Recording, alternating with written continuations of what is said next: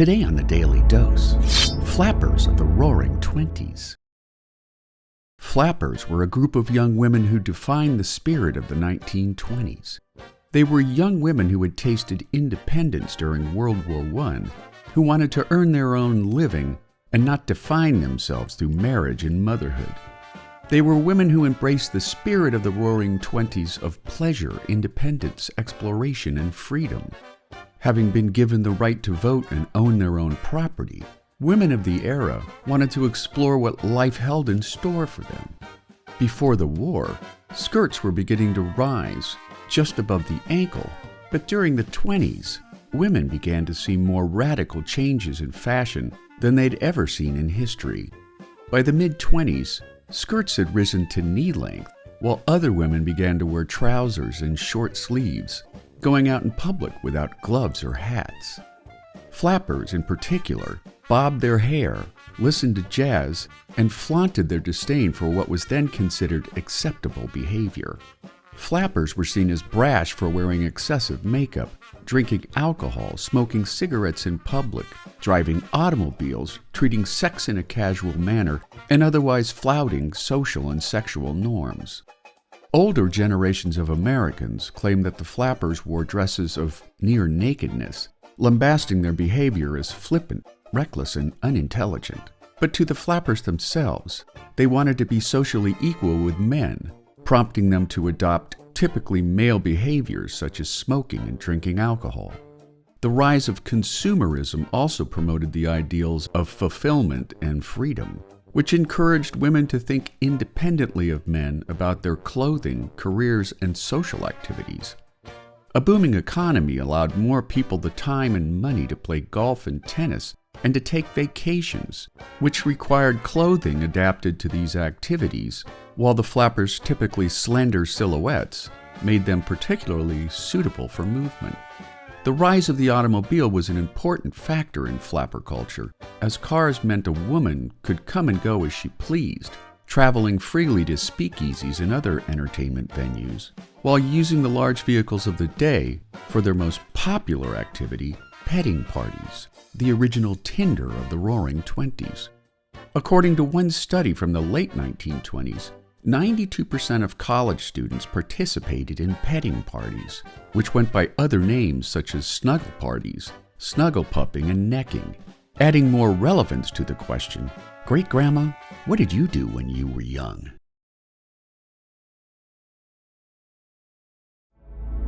The Roaring Twenties. Following the privations of World War I, the United States, like many Western powers, experienced a period of economic prosperity in the 1920s, along with a hefty rise in consumerism and industrial expansion, which created a decade-long run of cultural change. Known as the Roaring Twenties in the United States, the period was called Annie Fall, or the Crazy Years in France, and the Golden Twenties in Germany. After the end of the First World War, more Americans were living in cities than on farms, while the nation's wealth more than doubled in the first half of the decade.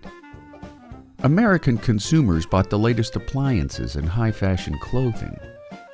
They frequented movie theaters in response to Hollywood's production of nearly 800 films a year, creating silent movie stars like Buster Keaton and Charlie Chaplin. In a time before television, radios became more important than ever, creating a boom industry for manufacturers like RCA. Between 1923 and 1930, 60% of American families bought radios, listening intently to an ever-increasing catalog of shows, from high drama and suspense to comedy and live baseball broadcasts. Also known as the Jazz Age, big jazz bands were all the rage, while young people went to dance halls in Prohibition-era speakeasies to dance the Charleston, the Black Bottom, the Flea Hop, and the Cakewalk.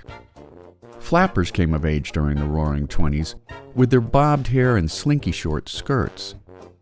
They drank and smoked on par with their male counterparts, while exhibiting a relaxation of sexual mores that frequently shocked their parents' generation. Flappers indulged in petting parties, which proved to be the original Tinder of the Roaring Twenties generation. According to one study from the late 1920s, 92% of college students admitted to participating in petting parties, which went by other names such as snuggle parties, snuggle pupping, and necking, adding more relevance to the question, "Great-Grandma, what did you do when you were young?" After Henry Ford introduced the affordable Model T automobile in 1908, young people, particularly flappers, experienced a profound liberation behind the steering wheel, allowing them to travel unescorted to social events and speakeasies. By 1924, over 10 million Model Ts had been produced, which further brought about the birth of suburbs, allowing the upwardly mobile middle class to live farther and farther from their places of employment.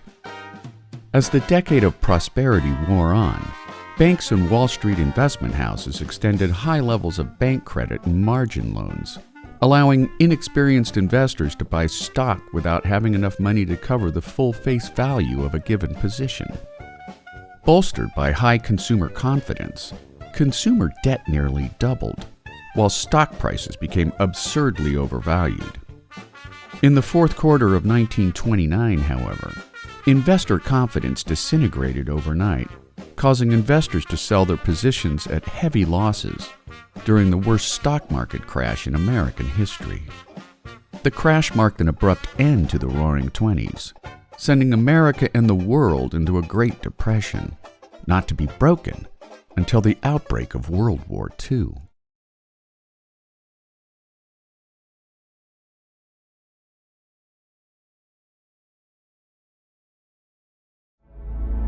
The 19th Amendment. Until the 19th Amendment was passed in August of 1920, American women were denied many basic rights freely enjoyed by men, including the right to own property, the right to keep their own wages, and the right to vote in state and federal elections. While the Seneca Falls Convention of 1848 was the first formal ignition point in the women's suffrage movement, it would take an additional 72 years of organized protest before American women at long last gained the right to vote. Organized by Elizabeth Cady Stanton and Lucretia Mott, the Seneca Falls Convention was attended by 300 men and women, including former African-American slave and activist Frederick Douglass, who would support the women's suffrage movement until a rift developed after the passage of the 15th Amendment in 1870, which gave black men the right to vote while continuing to block women from the ballot box.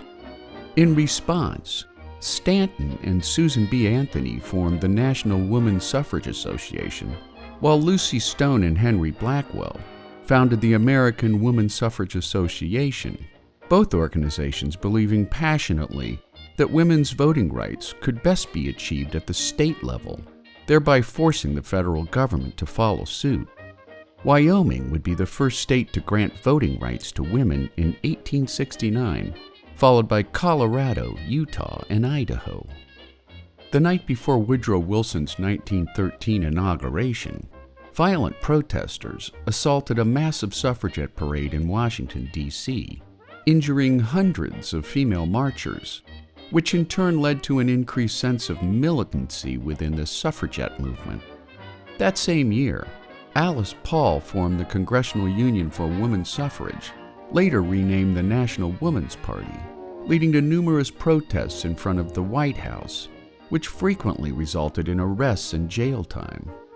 After America entered the First World War, Woodrow Wilson shifted his support to the suffrage movement in October of 1918, announcing in a New York Times interview that "I regard the extension of suffrage to women as vitally essential to the successful prosecution of the Great War of Humanity in which we are engaged."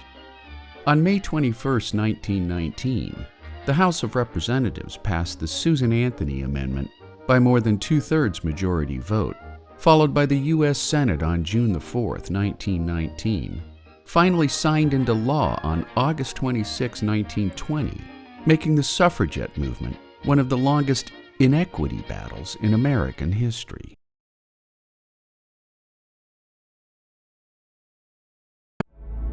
F. Scott Fitzgerald. Born in 1896, St. Paul, Minnesota, after living much of his youth in New York State, Francis Scott Key Fitzgerald befriended future literary critic Edmund Wilson while studying at Princeton University, dropping out of college to join the Army during the First World War. Stationed in Alabama, Fitzgerald met Southern debutante Zelda Sayer, and while she had first rejected his proposal of marriage due to his lack of financial prospects, after the 1920 publication of his wildly successful debut novel, This Side of Paradise, which examined the lives and morality of carefree American youth at the dawn of the Jazz Age, Fitzgerald's instant elevation as the voice of the Roaring Twenties won Zelda's hand in marriage. Furthering his reputation as the spokesman of the Roaring Twenties, Fitzgerald's second novel, The Beautiful and the Damned, propelled him into a cultural elite, moving with his stunning Southern wife into the Parisian denizens of the Lost Generation, drinking and dancing until dawn with the likes of Gertrude Stein, Ernest Hemingway, E. Cummings, Hart Crane, and more. Despite Fitzgerald's financial success, his extravagant lifestyle accelerated his literary output with a parade of short stories for popular magazines such as the Saturday Evening Post, Collier's Weekly, and Esquire, at the same time thrusting the sought-after couple into alcoholism for Fitzgerald and mental illness for Zelda, which ultimately forced her into a mental institution for schizophrenia. After the lackluster publication of The Great Gatsby in 1925, Fitzgerald's 1934 publication of Tender is the Night ended his popularity during the hardscrabble days of the Great Depression, where many Americans blamed the flamboyant lifestyles of the flapper generation on the financial downfall of a nation. Living with columnist Sheila Graham after his move to Hollywood, where he embarked upon a failed career as a screenwriter, Fitzgerald passed away at age 44 of a heart attack, leaving behind his uncompleted fifth novel, The Last Tycoon, which was published posthumously in 1941. Despite the dual tragedies of F. Scott and Zelda, an appreciation for Fitzgerald's work witnessed a resurgence in the early 1950s, transforming F. Scott Fitzgerald into one of the most revered writers of 20th century America.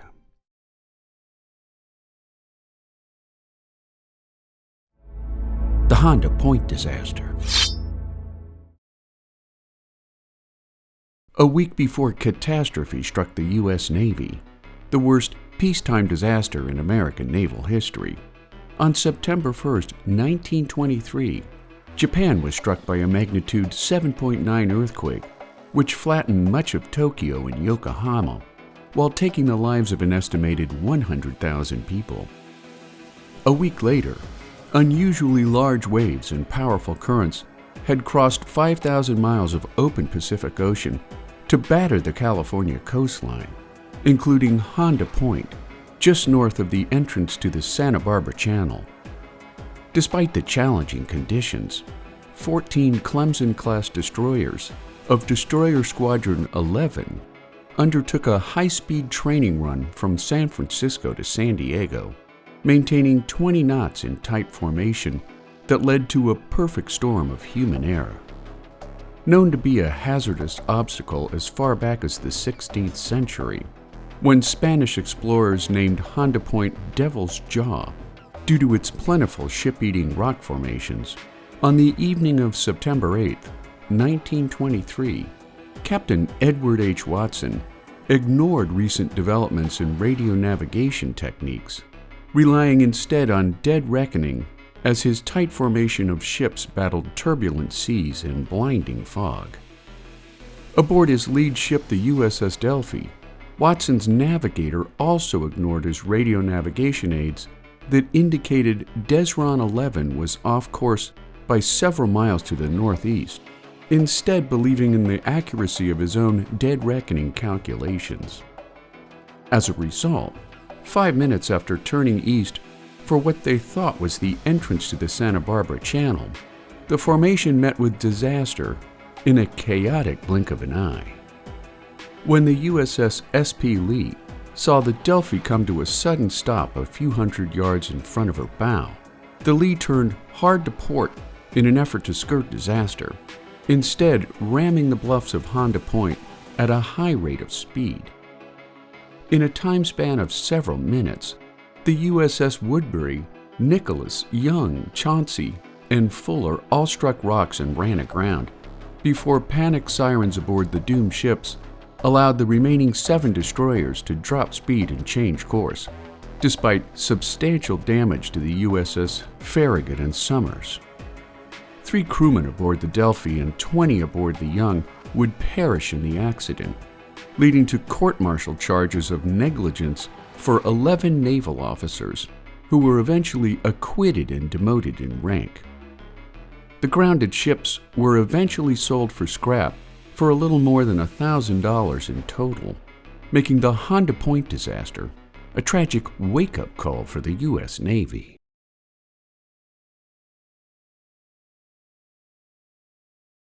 Leopold and Loeb. Known collectively in American history as Leopold and Loeb, Nathan Leopold Jr. and Richard Loeb both possessed extreme intelligence, and when the duo became friends at the University of Chicago, their mutual interest in crime hatched a belief that their superior minds would allow them to commit and get away with a perfectly executed and quite sensational crime. On the afternoon of May 21, 1924, Leopold rented a car under an assumed name, and as the duo cruised their wealthy childhood neighborhood in Chicago, they offered 14-year-old Bobby Franks a ride home. Instead, Loeb killed Franks with a chisel, driving 25 miles to Hammond, Indiana, before stripping off Frank's clothing in a culvert and pouring hydrochloric acid on the dead boy's face and genitals. After they burned their own blood-stained clothing and cleaned up the interior of the rental car, they typed 2 ransom notes to Frank's parents before destroying the typewriter and ditching it in the Jackson Park Lagoon. Before the Franks family could respond to the ransom demands, Bobby Frank's body was discovered in Hammond, along with a pair of eyeglasses found near Frank's body, with an unusual hinge configuration purchased by only 3 customers in Chicago, one of whom was Leopold.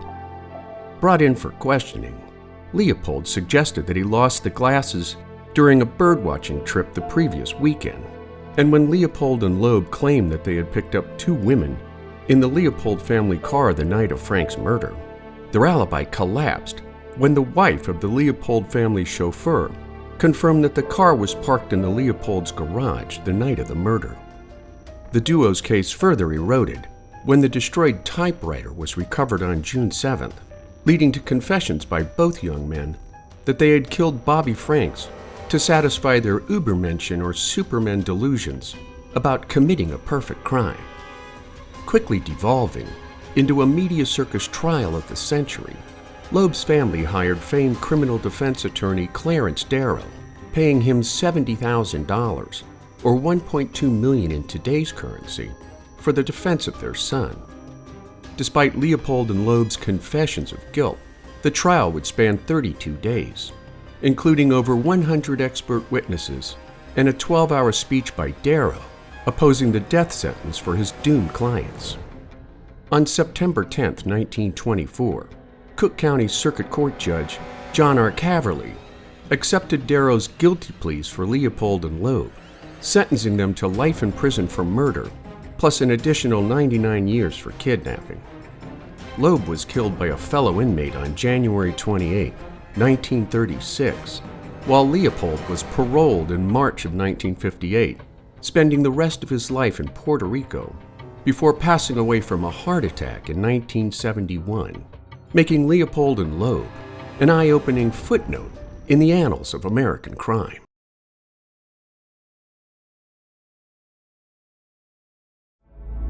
The end of Prohibition. Ratified by Congress on January 29, 1919, the National Prohibition Act gave state and local authorities the right to enforce the prohibition of alcohol. The temperance movement had been growing during the first 2 decades of the 20th century, under the common rallying cry that the consumption of alcohol was the primary cause of most crime in America. But as the 1920s unfolded, Prohibition had an opposite effect. Prohibition opened lucrative doors for organized crime, where the production and distribution of alcohol became the mainstay of their business model. Prohibition proved difficult and expensive to enforce. As the 20s roared on, repeal groups gained an uncanny amount of support. After the stock market crash of 1929, the push to legalize alcohol was seen as a financial stimulus to the economy. Democratic presidential candidate Franklin D. Roosevelt quickly used it to his advantage against incumbent Herbert Hoover. I call definite attention to the fact that just as soon as the Democratic platform pledge is enacted into a law modifying the Volstead Act, After winning the White House, FDR repealed the 18th Amendment within 30 days of taking office, and on March 22, 1933, FDR signed the Beer and Wine Revenue Act, legalizing the sale of alcohol, provided the content was under 3.2%. The act would be followed by the 21st Amendment, which was ratified by the states on May 5, 1933, making Prohibition a thing of the past. And there you have it, the end of Prohibition. Today in the Daily Dose, Warren G. Harding. Born in 1865 Corsica, Ohio, Warren G. Harding graduated from the now-defunct Ohio Central College in 1882, before moving to Marion and landing a job as a reporter. 3 years after marrying Florence Clingde-Wolfe in 1881, Harding and several business partners purchased the struggling Marion Star newspaper, turning it into a thriving success with the help of his wife's business acumen and marketing skills. Winning an Ohio Senate seat in 1898 for the next 5 years, in 1904, Harding became Ohio's lieutenant governor for a 2-year stint before losing his own gubernatorial bid in 1910. Gaining national attention following his nomination speech at the Republican National Convention for President William Taft's second term, Harding was elected to the U.S. Senate in 1914, holding his seat until his election to the White House in 1921, alongside Massachusetts Governor Calvin Coolidge as his running mate, winning 60% of the popular vote and a landslide electoral margin. Advocating for a return to normalcy following a nation's bloody involvement in the First World War, Harding followed a pro-business conservative Republican agenda, reducing taxes on corporations and wealthy Americans, while severely limiting immigration and imposing heavy import tariffs on goods competing with American industries. He also signed the Budget and Accounting Act of 1921, which streamlined the federal budget system while establishing the General Accounting Office to audit federal expenditures, at the same time hosting a post-war naval disarmament summit for the world's leading powers of the day.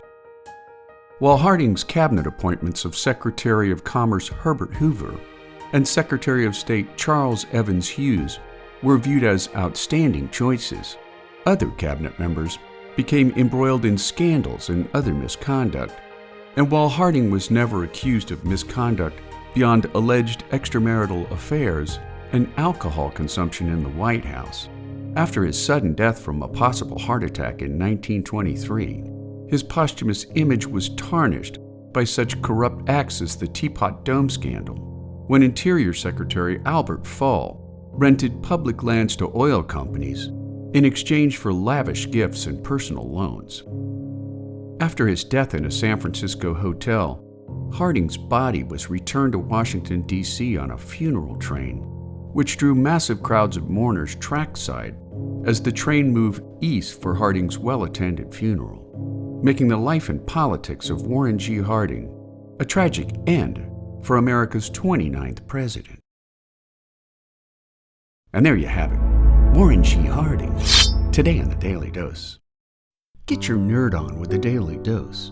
And if you enjoyed today's episode, share the link with a friend or colleague so that they too can learn something new every day.